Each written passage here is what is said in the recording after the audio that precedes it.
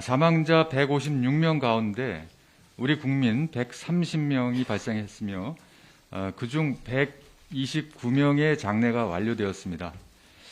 외국인은 26명 중에서 7명의 장례가 완료됐습니다. 남은 20명의 장례 절차를 지원하는 것에도 만전을 기하도록 하겠습니다.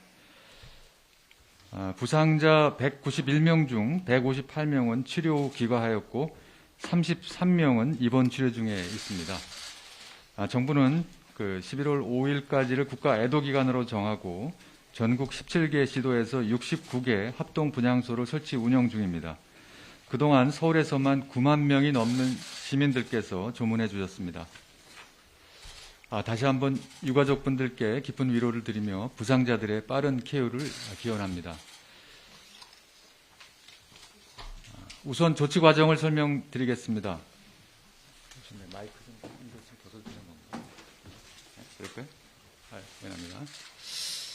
우선 조치 과정을 설명드리겠습니다. 사고 발생 46분 만에 대통령 보고가 완료되었고 두 차례 대통령 긴급 지시가 내려졌으며 다수 대통령 주재 점검회의를 통해 사고 상황과 대처 방안을 긴급 논의하였습니다. 여기 두 차례라고 되어 있는데 그 당일 두 차례고 그 이후에도 수차례 점검회의를 지속해 오고 계십니다. 또한 중앙재난안전대책본부를 즉시 가동하였으며 서울시 용산구를 특별재난지역으로 선포하고 사상자에 대한 구호금, 유가족 장례 지원, 부상자 치료비 지급, 심리 상담 등을 제공하고 있으며 외국인도 내국인에 준하여 지원하고 있습니다. 이어서 향후 대응 방안에 대해서 말씀드리겠습니다. 첫 번째, 무엇보다 중요한 것은 유가족분들께 대한 위로와 부상자들의 빠른 회복을 지원하는 것입니다. 현재 지자체, 복지부, 경찰청 등이 협조해서 유가족과 부상자에 대한 각종 안내를 지원하는 담당자를 지정 배치하여 시행하고 있습니다.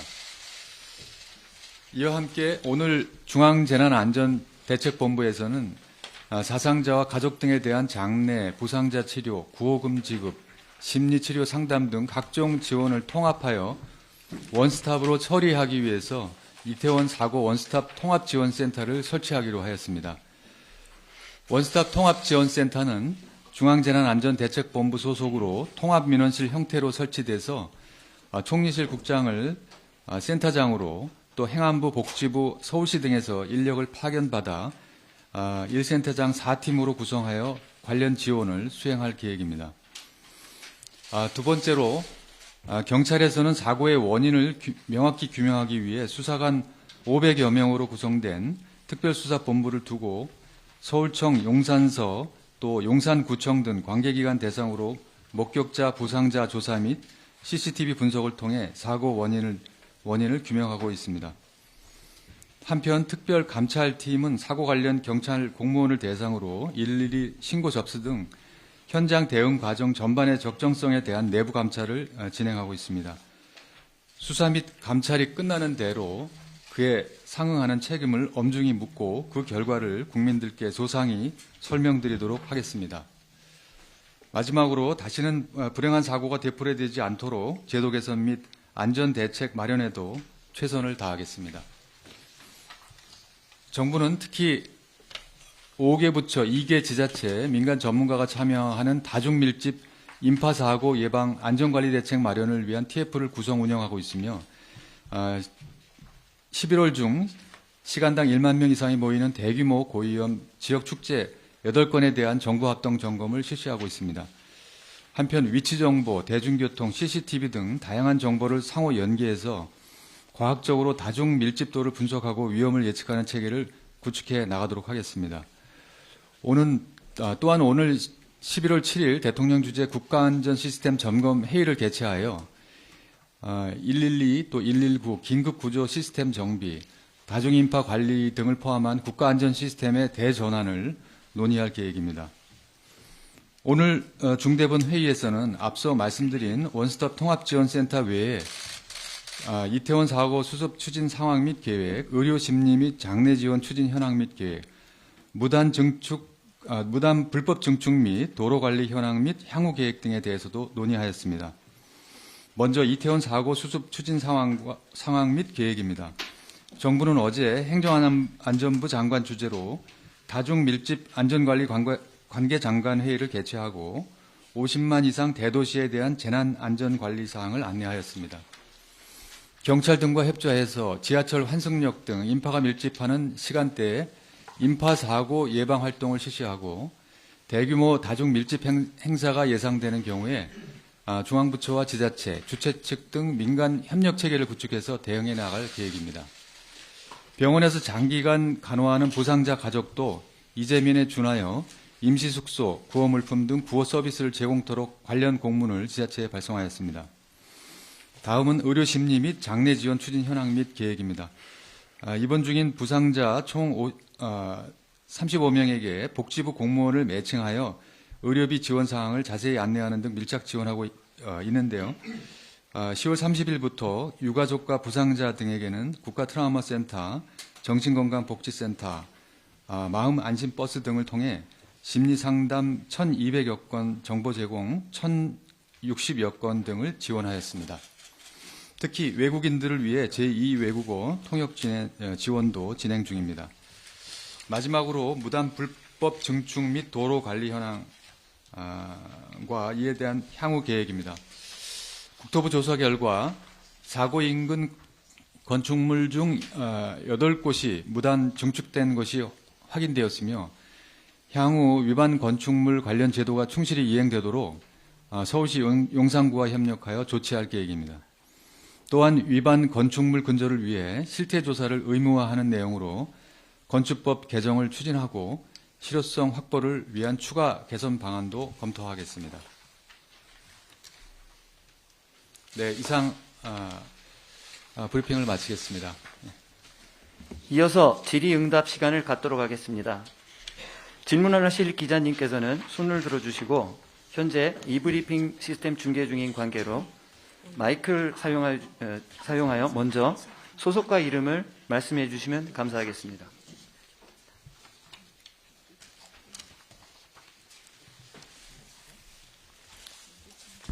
누가 메모 좀 해줄 수 있나요?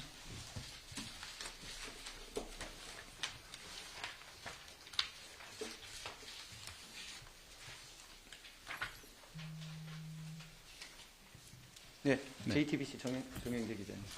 예, JTBC 정영재 기자입니다. 일단은 기존 보도가 나와서 좀 질문을 한번 드리고 싶은데요.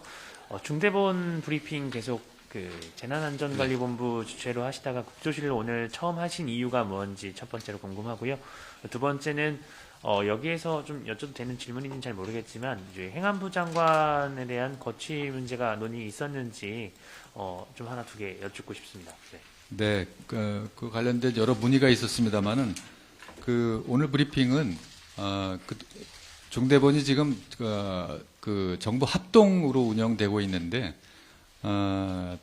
다양한 사고 원인뿐만 아니라 정부 대응에 대한 다양한 문의가 그동안 많이 있었습니다. 그래서 중대본부장인 국무총리를 보좌하는 국조실에서 그간의 대응 사안 전반에 대해서 종합하는 설명을 해드리는 게 필요하다고 생각이 돼서 국가 애도 기간 종료 전이 오늘이 마지막이고 내일이 또 주말이기 때문에 오늘 자리를 마련한 것이고요.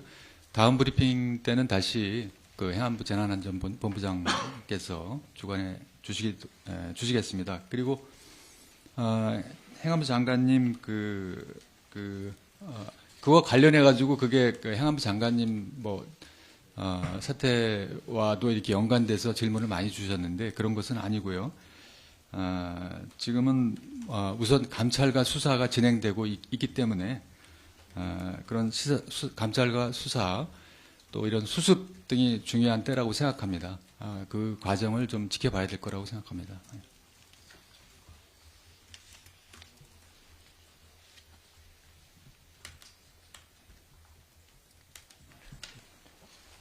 네. 예, 추가 질문 하나만 더 드리겠습니다. 여기에 이제 무단 증축이 이제 밝혀졌는데 혹시 이 무단 증축과 이번 사고의 연관성 경찰에서 수사 중인 것으로 알고 있는데 혹시 현재까지 나온 내용들이 좀 있을까요? 조금 전에 말씀드린 대로 이제 불법 건축물을 저희가 사고 현장에 17개의 건축물이 있는데 조사를 다 했습니다만은 8곳이 이제 그 건축법을 위반한 것으로 지금 나타났습니다.